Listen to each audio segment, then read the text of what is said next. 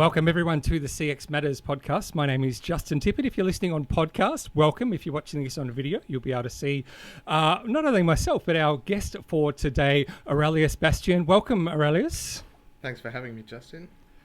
Pleasure to have you on the show. Now, for those of you that have not met Aurelius before, and that's why we've got him on the show, he is the customer service team leader at Seek. Now, I know this is probably a pretty obvious question, but for those, if there's someone left in Australia that doesn't understand what Seek is, could you just give us a brief overview of what Seek is? Well, the simplest way to put it, Justin, Seek is the biggest and the best jobs board across Asia Pacific at the moment. So what we do is we advertise jobs on the Seek platform. And we've got lots of hirers who advertise their roles on Seek, and we've got candidates who apply for those roles, and Seek then matches those roles with the appropriate hirer and candidate and gives both of them the best outcome for the candidate looking for a job and the hirer looking for the best candidate. Fantastic. As I said, I wouldn't have thought there'd be many people left in Australia that don't know what Seek is. So let's talk a little bit. I'm fascinated with your journey into contact centres, which we're going to unpack in this podcast. But I am also just interested in the Seek contact centre as a whole. So can you just give us a brief overview? Sort of how many people do you have working in the contact centre? So currently at Seek, we have around 85 people working in the contact centre. We've got different streams or teams, as you call them. We've got teams that work with our small and medium businesses or hirers. We call them the SME teams. And we've got a separate segment for our high-end customers or managed customers, enterprise clients. And we call them the client support teams. And we offer really dedicated service to that stream of customers as well. So yeah, a total of 85 team. 85, got 85. It. And in terms of location, you guys are, don't want the actual address, but Melbourne based, yeah? Yes, we are in Melbourne. We are in Richmond, very close to the station. So yeah. Makes life easy. Makes life very easy. All right. Well, let's unpack your journey a little bit because, the thing that always fascinates me with this industry is just the different walks of life we get that work in a contact centre, and you're absolutely no exception. So tell us, early careers before you got to contact centres, what did you find yourself doing? So I started off in the hospitality industry, Justin. So, finished my year 12 in school, had a big passion for cooking and entertaining and and making customers happy. So completed a diploma in hospitality way back in India. Worked in that industry for about 10 years back in India. Then got an opportunity to come to Australia. Came to Melbourne 24 years ago. That's giving away my age right now. But came to Melbourne, continued to work in the hospitality industry for about 4 years. And then I wanted to start a family. Now, while the hospitality industry is really good, it's got a lot of customer engagement and a lot of creativity and stuff. But the hours that I worked didn't afford me the opportunity to balance life and work. And as you can see today, one of the biggest criteria when working anywhere is work-life balance. And that kind of gave me the opportunity to look outside that circle, or that square rather, and the best place to look or leverage my skills was customer service. I did a lot of that in the hospitality industry, and when I did look for an opportunity, I did get an opportunity to work at Optus as a customer service team member. So I started as a customer service team member on the phones. And just a funny story for you, my first call that I got, I totally forgot my name. I forgot my name, and instead of saying, "Welcome to Optus, this is Aurelius," I said, "Welcome to Optus, this is Australia." And, I did have a little old lady on the other end, a very nice customer who, at that time, outsourcing of customer centres was looked upon like a bad thing. So I when I said welcome to Australia, she was like, thank goodness I've come to Australia. Ah, there you go. So Yeah. you got away with it, Yeah. right? But yeah, that was where I started off in the customer service journey. It was very different to begin with, but what I saw was parallel in both the hospitality and the customer service industry and contact center was that if you had a genuine care for servicing people and providing best outcomes for your customer, being very humble and ensuring that you're providing the customer with an option that is right for them, then that was the role for me. So I started working really hard in that role, and because of my hard work, my commitment, and transferring of all those customer service skills, I then moved into a leadership role. Fortunately, I had a leader who mentored me for all the skills that I had. A very good opportunity came by that I got a leadership role, and I've been in that role since. So I've moved on from Optus, obviously. I moved into the building industry as well, in a customer service role. I worked for the government with Medicare, and then 5 years ago got this fantastic opportunity to work for Seek, and haven't looked back since. Continuing to lead a couple of teams now at Seek as a customer service team leader, and enjoying every moment of it.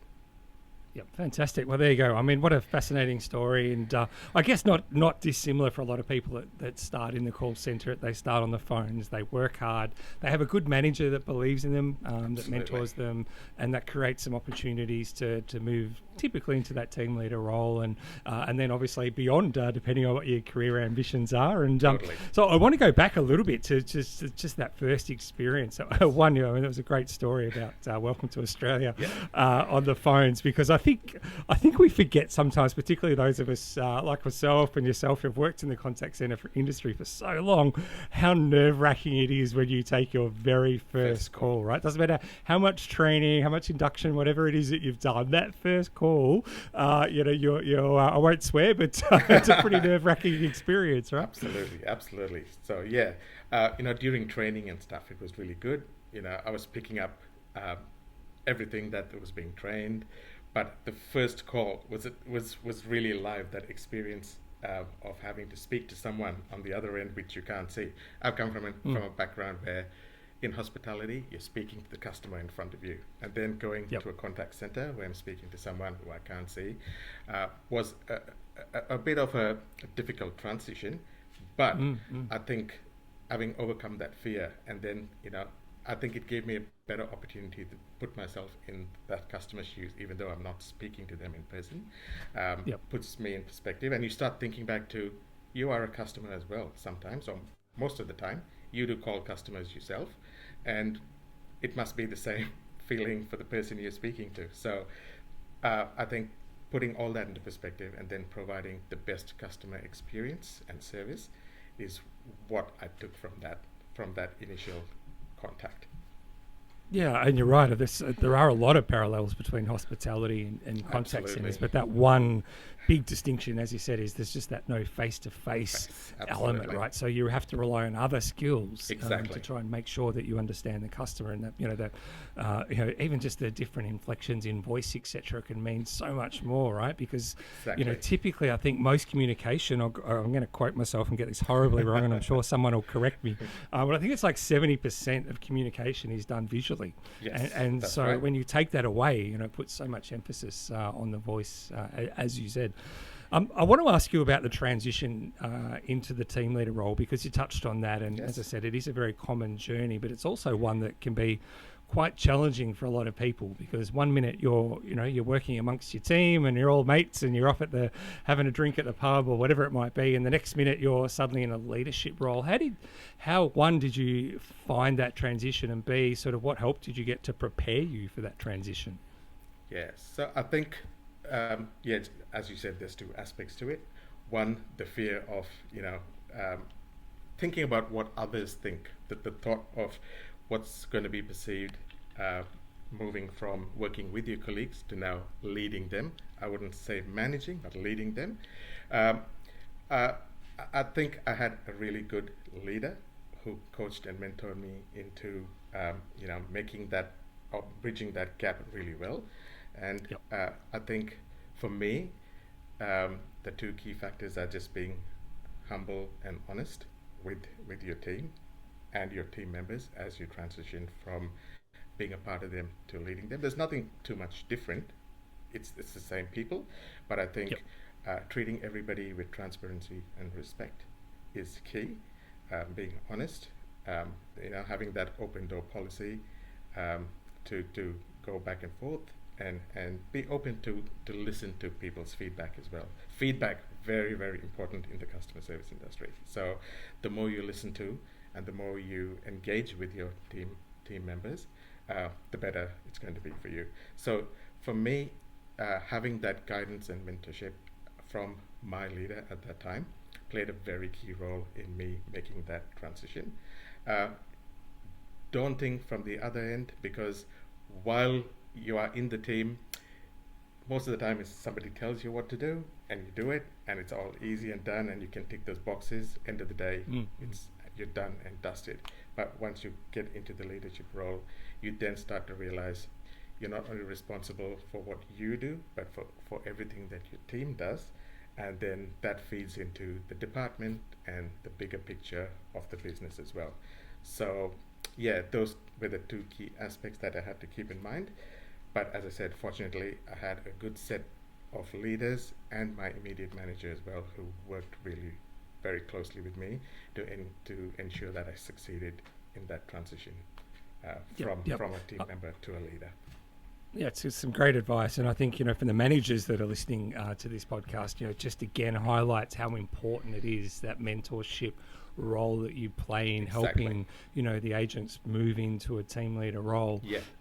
And I think, your other word around just, be humble, I think is also just such a critical thing, right? Because it's not hard, let's be honest. You work hard, you get a promotion. It's not hard to get a bit of a head wobble. Go and look at me, I'm climbing the corporate ladder. Absolutely. But I think as soon as you do that in Australia, we're pretty good at chopping you down, right? Absolutely. So that's some very, very good advice. Yeah. The other thing, look, you mentioned you've moved to a few different organisations, Yes. and again, not uncommon in the industry. I think average turnover, average tenure, I should say, is around about 2 years. I think now thereabouts. We've got all the stats on the AXPA website. But you've worked in some quite distinct areas, Yes. right? So I mean, you've gone from sort of healthcare, the building industry, etc., and to Medibank. Did you find any big differences, I guess, between the sectors? Obviously, the customer base is a little bit different, but in terms of a contact center perspective, what stuck out to you? Yeah, I think starting off in the telephony industry or the telephony industry with Optus, to be specific, it was again first an initial shock moving from hospitality to telephony in a contact center. The difference that I felt there was the culture is very different. Moving from hospitality to contact center, you've got specific things that you need to do. There's culture statements and there's visions from different companies that you need to adhere to. Moving between telephony, the building industry and the government industry, they've all got their own set of rules and regulations, and they've got their own parameters of how they want you to work. So that is something that really stands out straight away when you move, and you've got to be agile and adapt to them. Coming into Seek, it was a little different because the best way to put it is there's lots of you require a lot of agility, or I required a lot of agility when I came into Seek, because Seek works based on as you needed basis, or the best way to put it is need as required basis. So if you need to change, we do it now. We don't wait. We don't plan. We don't have rules. We make it happen. That was Seek's way of working. So, and again, the culture very, very different compared to the other structured ones. The word I was looking for was unstructured. So Seek was very unstructured, whereas the other ones were very, very structured. Each add positives and constructives in their own culture. But I think the important aspect for the individual who changes or moves between various industries is to be able to understand whether the organization's vision matches yours, and then become agile and amalgamate into it. So that's worked really well for me. And it's a really good point for some people, without generalising too much. If you work in the public service, for example, public sector, it can be for some people very frustrating, right? Because it is very structured. It is. There's a Absolutely. process you have to go through for everything. No decisions Totally. are made on your own, etc. And then you get into the private sector, and somewhere like Seek, which is very agile. It's like, well, we just need to fix things, get it right for the customer. Let's go. And some Absolutely. people thrive in that environment, and some for other Exactly. people would just find that really challenging. So Absolutely. I think it's great advice. You've got to find what works for works you for you. that Exactly. aligns Exactly. with the vision of the company. Now, a couple of things. We did feature you as our featured member on the AXA website this month, Yes. and there was a couple of interesting stories. I just want to. I guess dig a little bit deeper into. One has absolutely nothing to do with call centres, but it was your funny little story or fact was you did a pretty amazing flight, it's fair to say. Do you want to share with the listeners what that was? Yeah, definitely. So I was in between two roles, moving from the building industry into Medicare, or the call center, contact center at Medicare. So between that break, I had some time, and I wanted to do something different. So my wife booked me a flight. I didn't know these flights existed. It was a Qantas flight that takes you over the North Pole, or flies over the Antarctica on New Year's Eve. And again, very skeptical about it. I was like, what are we going to do just on a flight? But when I boarded the flight, it seemed pretty normal. But as we kept going, it seemed like a normal flight, just water as out the window. And then I think 6 hours into the flight, you started seeing these big glaciers and big sheets of ice. And then it kind of sinks in. I've seen that on TV on the Discovery Channel. But Yep. having seen that really flying over in a plane, it was really overwhelming and also very exciting. And they did fly over the first person who actually conquered the Antarctica or whatever. All their huts and settlements are still over there. So the flight does a low flight over the certain areas, and it does give you a good glimpse of how it would have been to do on foot, or 100 years ago. But it was absolutely amazing. And the best part was at midnight, we brought in the new year. I'm used to fireworks and darkness and people having fun and having a drink, but this was midnight on the South Pole. The sun was shining brightly, and suddenly out of nowhere, this 6-piece band starts walking through the plane, and they start playing Auld Lang Syne, and everyone pops champagne and is greeting each other Happy New Year. It was, I think, the best New Year ever that I got to celebrate with about 400 strangers, but it seemed like we were one big family that night. It was fantastic. I'd do it again, but probably this time maybe for Valentine's Day or something, because Qantas does separate events like that. So wow. Okay. Yeah, but yeah, it was really an outstanding experience. I'll never forget that. I'm very, very jealous. It is on my bucket list of things to do to do the flight, and I'd love to do a cruise there one day as well. Yes, definitely. very, very jealous. Awesome. All right, well, back to work stuff. Yes. So now you obviously, as you said, you've been at Seek now for about 5 years. You're in a team leader role. Yep. What are some of the things that you're working on currently at the moment? So there's two things that I'm currently working on. I manage 2 teams. Both teams deal with a lot of complexity and technical aspects of the role, and that's all they've ever kind of known since the inception of these teams. So what I'm tasked with doing currently is trying to cross-skill the team so that can both work across each other's tasks, and also look at servicing customers directly as well. So currently we work servicing a lot of our internal stakeholders, which is a pretty good form of customer service in its own way, serving our internal stakeholders. But with making a difference of how we are different from our competitors, we want to have this technical aspect where our team members directly interact with our customers rather than having to come through several other channels. We'd be doing that directly.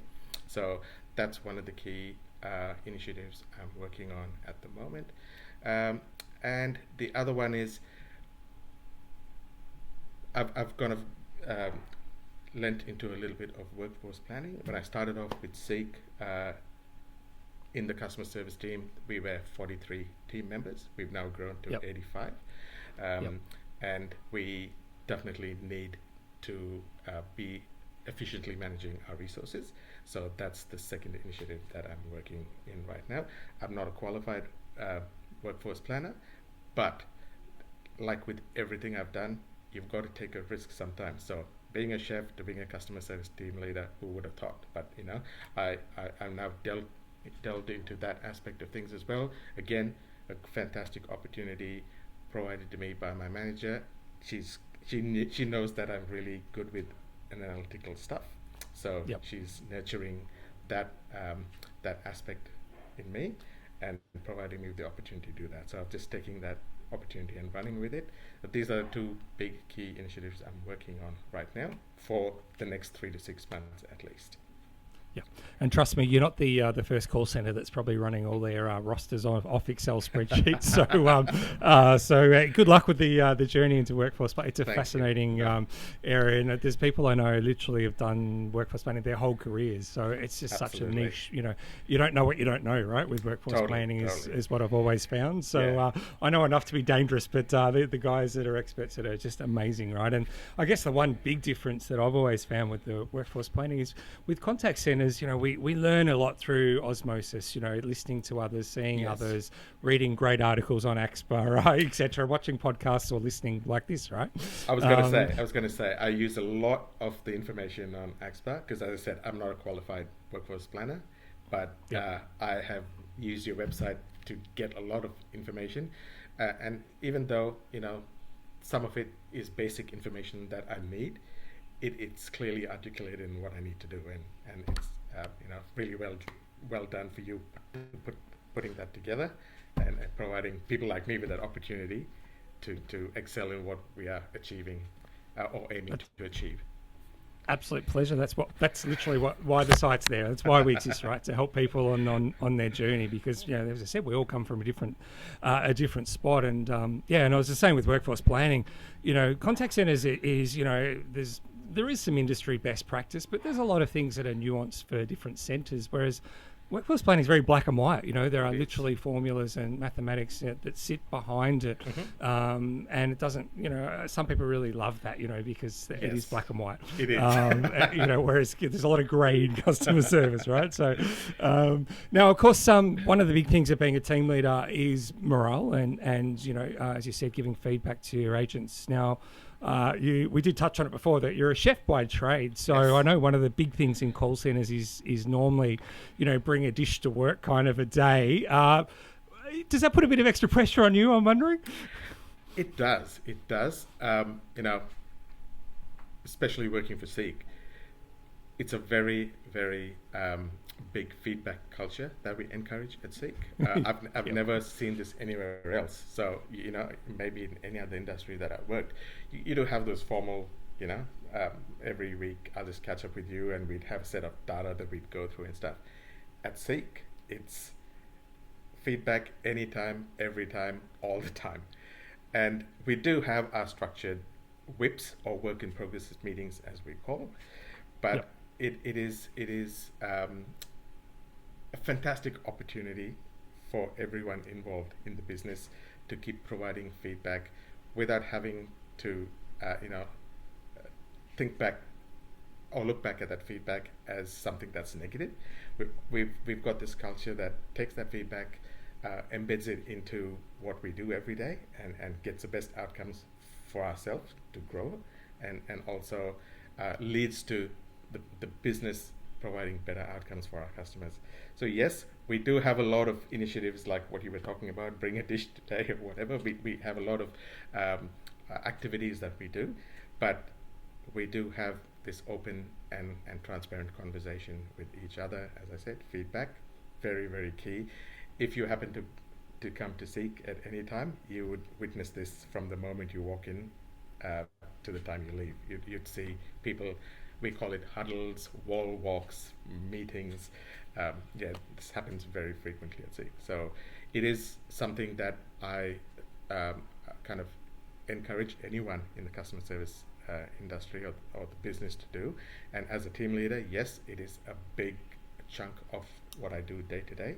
I do have to sit down with my team members or my various other teams that I work with and provide feedback, both constructive, positive, to get the best outcome. So yes, definitely. A little different from hospitality. It's more polite and structured. Hospitality was a little different, but yeah, definitely a big part of a customer service person's life. Yeah, absolutely. Yeah, those chefs can get a little bit narky, can't they? They definitely can. And what's his name, that British chef? Yes, the guy who yells a lot. Yes. Gordon Ramsay. Yes. Exactly. Yeah. I've been in situations. Yeah, he probably like hasn't that. helped the softness, No, has he, no. of people, how people see chefs, has he? But it's very entertaining to watch, right? Oh, definitely. Wouldn't want to be on the other end of it, though, that's for sure. No, So, for sure. terrific. Well, look, thank you so much for sharing some of your time. As I said, a great thing about our industry is, people's willingness to share, help, and give feedback on where it's necessary on what they're doing well, what hasn't worked, etc. So Absolutely. just to get a little glimpse into both your personal journey and some of the things that you're working on, Seekers, I hope people have found it very interesting. And I am pleased to say, this will date the podcast, but we are planning to do a tour of the Seek Call Centre at some point in 2024. So that will give everyone that opportunity to actually come in and see all that stuff that you mentioned. So thanks for joining us on the podcast. And remember to make sure, if you want to watch all of these podcasts or listen to them, you can subscribe on pretty much any of the channels that we're on now. So we're on Spotify, iTunes, etc. And of course, you can watch these on our YouTube channel as well. So my name again is Justin Tippett. Aurelius, Bastian, thank you so much for joining us. Thanks, Justin. Thanks for having me. A pleasure to have you at Seek at any time. I'm really looking forward to it. Thanks, everyone, and bye for now.